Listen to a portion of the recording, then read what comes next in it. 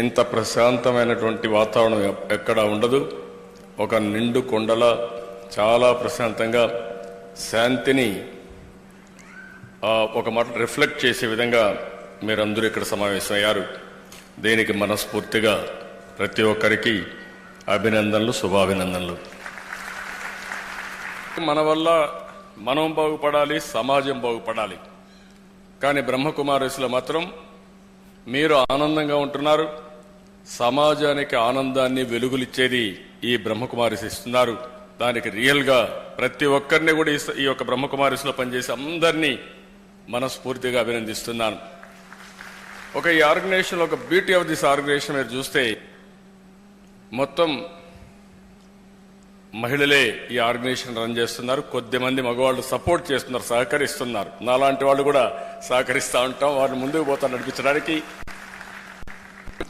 ప్రేమకు మారు పేరు బ్రహ్మకుమారీస్.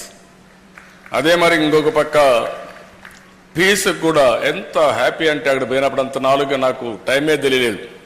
ఇప్పుడు కూడా నేను 1 గంటలో పోదామని వస్తే 2 గంటలైనా కూడా నాకే తెలియడం లేదు. అంత ప్రశాంతమైన వాతావరణం.